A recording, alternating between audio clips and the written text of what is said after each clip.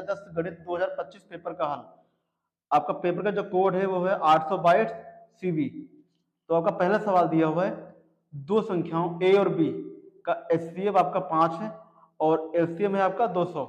तो आपसे बोल रहा है कि मतलब ए और बी का गुणनफल कितना होगा। बात सुनो, देखिए जो जो इसका फॉर्मूला होता है ना, तो हमारा होता है फॉर्मूला इसका ये है कि एलसीएम और इनटू में होता है एचसीएफ और बराबर होता है पहली संख्या और इनटू में होता है सेकेंड संख्या। तो एलसीएम है आपका 200 और इनटू आपका एचसीएफ दिया हुआ 5, तो आपका 5 हो जाएगा बराबर पहली संख्या दी है आपकी ए और इनटू में आपका दिया हुआ है बी। तो ए बी बराबर हमारा हो जाएगा 500 500 और 5 दूना 10।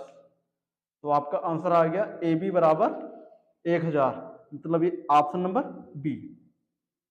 अब क्वेश्चन नंबर सेकंड आपका मतलब है ये कि संख्या 4√3 है क्या है। देखिए जो हमारी 4√3 संख्या है ना, वो हमेशा संख्या हमारी आएगी अप्रमेय, ठीक है। अब क्वेश्चन नंबर थर्ड, देखिए क्वेश्चन नंबर थर्ड है आपका ये, आपसे बोल रहा है कि 20, 25 और 100 का एचसीएफ कितना होगा। देखिए जो हमारा एचसीएफ का वास्ता होता है ना, जो इसमें इसमें और इसमें तीनों संख्याएं में जो हमारा कॉमन होगा वही हमारा होता है एचसीएफ। तो आपसे बोल रहा है कि 20 का, ठीक है, 20, 25 और कामा आपसे बोल रहा है 100। सुनो, 4 पंचे 20 और 5 एकम 5, 25 करेंगे तो हमारा आएगा 5 25 और 5 एकम 5। और अगर हम लोग फैक्टर करेंगे 100 के तो हमारा आएगा 5 दूना 10 जीरो और 5 को 20 और 4 एकम 4। बात सुनो, देखिए 20 में और 25 में और 100 में, तो अगर हम लोग चेक करेंगे, देखिए 5 यहाँ भी है, 5 यहाँ भी है और 5 इसमें भी है, तो हमारा जो जो इसका होगा एचसीएफ आएगा, ठीक है ना, एचसीएफ आएगा तो हमारा हो जाएगा 5। तो question number second, question number third का जो हमारा आंसर होगा वो हमारा हो जाएगा ऑप्शन नंबर डी फॉर 5। तो क्वेश्चन नंबर 4, अब देखिए क्वेश्चन नंबर 4 आपका था ये 1/x² प्लस 6 बराबर 1/10।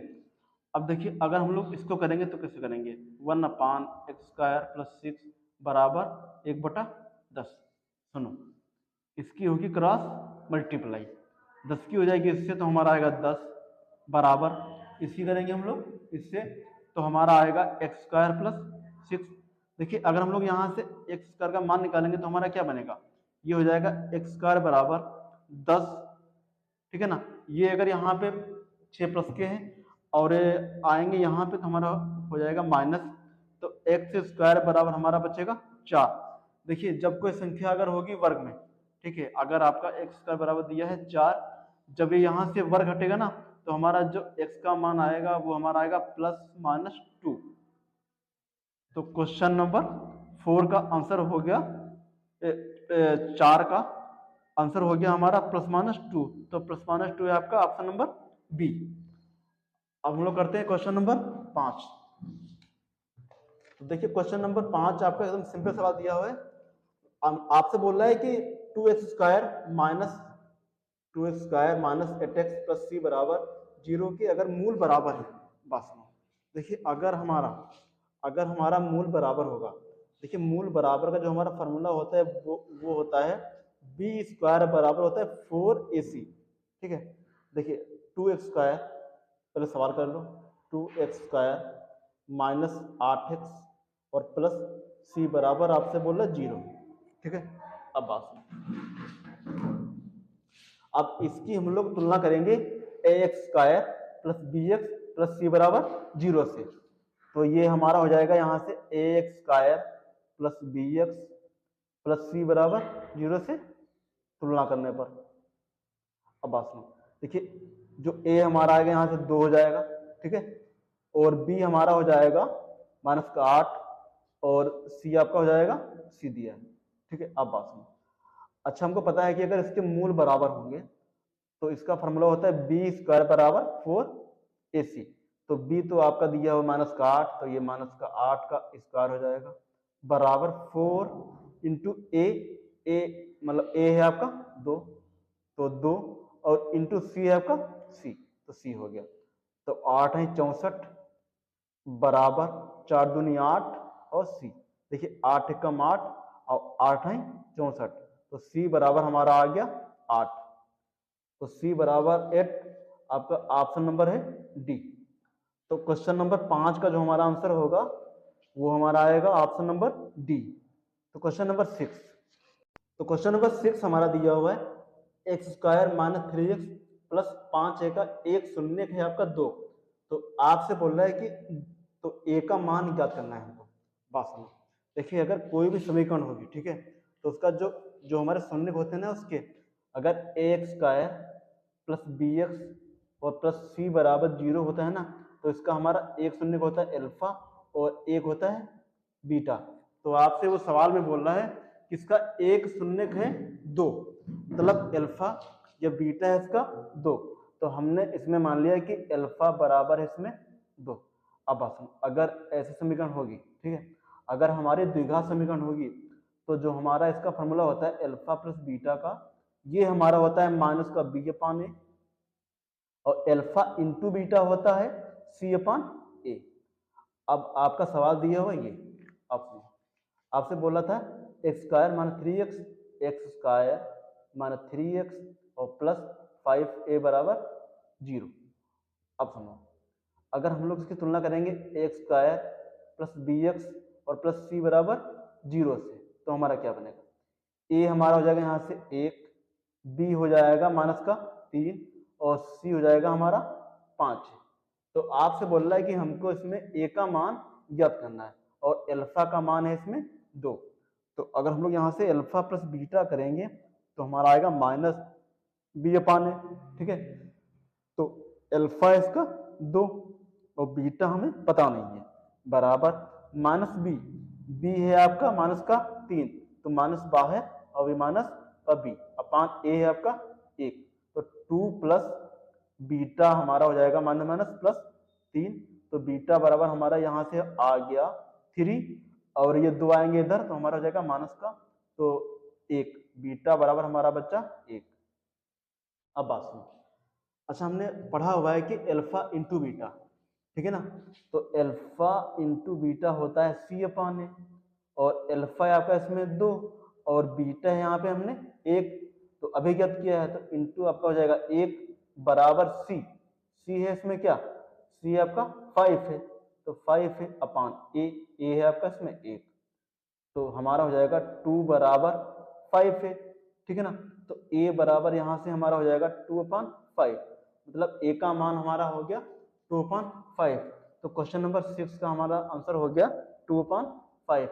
क्वेश्चन नंबर 6 का आंसर है सी। अब question number 8, sorry question number 7। Question number 7 में आपसे बोल रहा है कि शून्य हमको ज्ञात करना है। सिंपल सवाल है, इसके हमको बस सिर्फ फैक्टर करने हैं, मतलब x square minus 5x plus 6k।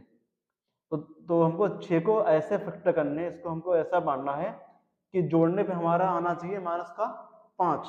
तो x square minus 3x minus 2x plus 6, यहाँ से x कॉमन निकालेंगे तो हमारा बचेगा x माइनस 3, यहाँ से 2 कॉमन निकालें तो बचेगा x माइनस 3। तो ये और ये 1 में और बाकी का ये 1 में, ठीक है। तो x बराबर 1 हमारा आ गया 3 और 1 हमारा आ गया 2, मतलब x बराबर हमारे शून्य हो गए 3,2। तो 3,2 है इसमें, या हम लोग कहेंगे 2,3। तो ऑप्शन नंबर 7 क्वेश्चन का ऑप्शन नंबर हमारा आंसर है डी। अब क्वेश्चन नंबर 8, अब क्वेश्चन नंबर 8 में आपसे बोल रहा है कि -5,6 किस चतुर्थांश में स्थित होंगे। बात सुनो, ये हमारा होता है स्थान, ये होता है x, ये होता है x डैश, ये होता है y और ये हमारा होता है y डैश। देखिए यहाँ पे हमारे जो x के सारे मान प्लस के होते हैं और y के भी प्लस होंगे। ये हमारा हो गया फर्स्ट, ये होता है हमारा सेकेंड और ये हमारा होता है थर्ड, ये हमारा होता है फोर्थ। बात सुनो, फर्स्ट में तो दोनों होते हैं प्लस के, ठीक। सेकेंड में हमारा देखिए एक्स डैश है तो ये 1 हो गया माइनस का, ठीक है ना, 1 हो गया माइनस का और y होता है प्लस, तो ये हमारा हो गया प्लस का। अब देखिए थर्ड में, देखिए तो आपका जो मतलब क्वेश्चन नंबर है 7, तो आपसे बोल रहा है कि माइनस का 5, 6, मतलब पहले माइनस है फिर प्लस है, मतलब आपका हो गया सेकेंड वाला। तो आंसर आपका है ऑप्शन नंबर बी। अब तो क्वेश्चन नंबर 9 आपसे बोल रहा है कि यदि एक वृत्त की त्रिज्या ए है तो उसका एक चाप केंद्र पर कोण थीटा अंतरित करता है, तो चाप की लंबाई ज्ञात कीजिए। देखिए जो हमारा इसका फॉर्मूला होता है वो हमारा होता है theta upon 360 into 2 pi r. और ये आपसे बोल रहा है जो जो उसकी त्रिज्या होगी, मतलब जो आर होगी, वो आपसे बोल रहा है ए है, मतलब थीटा अपान 360 इंटू 2 पाई, और आर के स्थान पे हम लोग करेंगे इसमें ए, तो ये हमारा हो जाएगा ए। अब चेक करेंगे हम लोग इसका आंसर। तो क्वेश्चन नंबर 9 का आपका आंसर हो गया 2 पाई ए अपान थीटा इंटू मतलब अपान 360। तो ऑप्शन नंबर बी सही है। अब क्वेश्चन नंबर 10, देखिए क्वेश्चन नंबर 10 तो सिंपल सवाल है। आपसे बोला कि कोण ए, कोण ई और कोण, देखिए कोण ए का मान दिया हुआ है 45, कोण ई दिया हुआ है 56, और कोण सी आपसे बोल रहा है। देखिए अगर हमारा ए और प्लस कोण कौन कौन कौन सा है, ए है, ई है और प्लस कोण सी बराबर होता है 180। तो ए का दिया 45, ए का दिया हुआ है आपसे बोल रहा है कि 56, तो कोण सी का मान पूछ रहा है आपसे, कोण सी बराबर 180 हो गया। तो कोण सी बराबर हमारा हो गया 180 माइनस 6 5 11 का 1 और 5 9 1 10, हमारा हो गया 101। 180 से हमारा जाएगा 101, तो बचेगा हमारा 79। तो इसका जो आंसर आ गया क्वेश्चन नंबर 10 का आंसर हो गया हमारा 79 option. Question number 11, question number 11 आपका है त्रिकोणमिति का सवाल दिया हुआ है। cos ए बराबर आपसे बोल रहा है कि 5/13, ठीक है 5/13। तो आपसे बोल रहा है कि tan ए का मान ज्ञात करो। देखिए cos ए हमने पढ़ा हुआ है कि cos ए का जो फॉर्मूला होता है ये हमारा होता है L/A होता है इसका ना, K/K A होता है, मतलब cos ए जो काम करेगा वो हमारा काम करता है सेकंड वाले में, मतलब A/K। तो A/K, ए हो गया आपका आधार और के हमारा हो गया कर्ण। अब मतलब आपसे बोल रहा है कि cos ए बराबर 5/3, मतलब 5/13। तो मतलब आपका हो गया आधार 5, ठीक है। अगर यहाँ से हम लोग इसकी तुलना करेंगे मतलब आधार बटे कर्ण, तो आधार आपका हो गया 5 और कर्ण आपका हो गया 13। तो ये आपसे बोल रहा है कि tan ए का मान क्या करना है। तो tan ए का हमको पता है कि फार्मूला होता है tan ए बराबर होता है L/A, मतलब लंब बटे आधार। तो हमको tan ए का मान ज्ञात करने के लिए पहले हमको ज्ञात करना पड़ेगा ये लंब। देखिए अच्छा हमने पढ़ा हुआ है कि पाइथागोरस प्रमेय, देखिए पाइथागोरस प्रमेय हमारी होती है कर्ण स्क्वायर, मतलब 13 का स्क्वायर हो जाएगा, बराबर इसको मान लो ABC, बराबर लंब मतलब BC का स्क्वायर प्लस आधार स्क्वायर मतलब 5 का स्क्वायर, 13 का हो जाएगा 169, BC स्क्वायर 25, तो 169 माइनस से 25 आएंगे इधर, बराबर BC स्क्वायर। तो यहाँ पे करेंगे 9 से जाएगा 5 4 4 1 BC स्क्वायर। तो यहाँ से BC बराबर हमारा हो जाएगा 144 का होता है 12 का, ये ठीक है। तो हमारा ये आ गया 12। अब ये आपसे बोला है कि हमको tan ए का मान ज्ञात करना है, तो tan ए बराबर होता है हमारा L/A, मतलब tan ए बराबर हमारा हो जाएगा, देखिए L होता है लंब, लंब है आपका 12 और बटे ए मतलब आधार, ये आपका हो गया 5, मतलब आपका आंसर हो गया 12/5। तो क्वेश्चन नंबर 11 का आंसर हो गया 12/5। अब क्वेश्चन नंबर हम करते हैं 12। अब क्वेश्चन नंबर 12 आपसे बोला देखिए cos थीटा बराबर 1 है, ठीक है।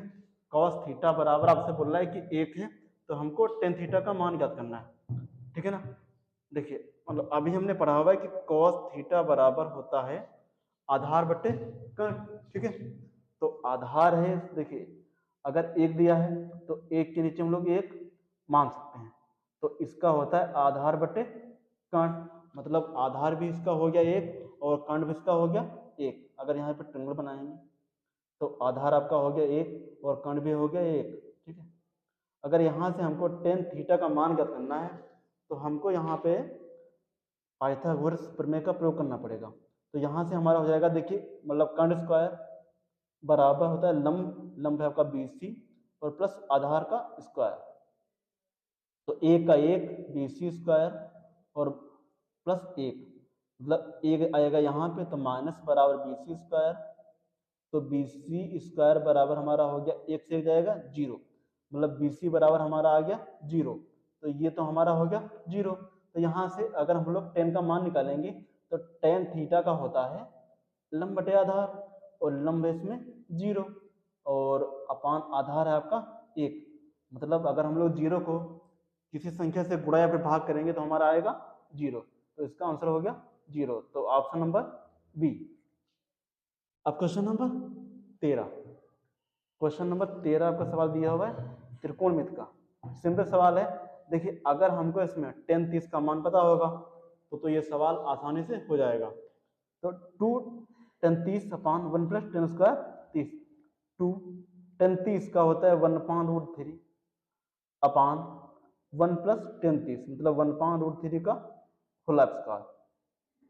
देखो 2 अपान रूट 3 अपान 1 प्लस, अगर रूट 3 का होगा वर्ग तो हमारा आ जाएगा 1 अपान 3 और 2 अपान रूट 3 अपान 3 कम 3 4, मतलब 4 बटा 3, तो हमारा 3 जाएगा इधर और 4 आएगा यहाँ पे, तो 2 इंटू 3 अपान रूट 3 और इंटू 4, तो 2 एक कम 2, 2 दूना 4।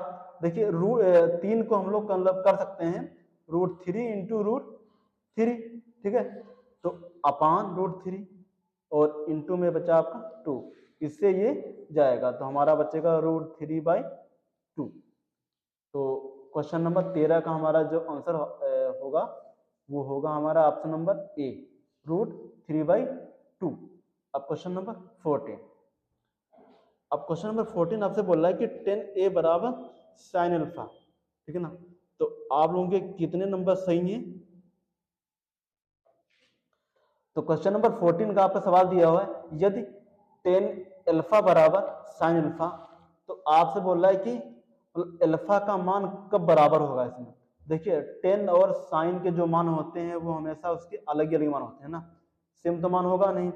अगर हम लोग यहाँ पे अल्फा बराबर 0 रख दें, क्योंकि साइन 0 का मान भी 0 होता है और 10 0 का मान भी 0 होता है, तो अगर हम लोग यहाँ पे साइन 0 कर दें अल्फा के स्थान पे, अल्फा बराबर 0 कर दें यहाँ पे साइन 0 और 10 0, साइन 0 का भी 0 और 10 0 का भी 0, तो क्वेश्चन नंबर 14 का हमारा आंसर आ गया 0 अंश। अगर हम लोग यहाँ पे अल्फा के स्थान पे कर देंगे 0 तो हमारा इसका आंसर आएगा 0।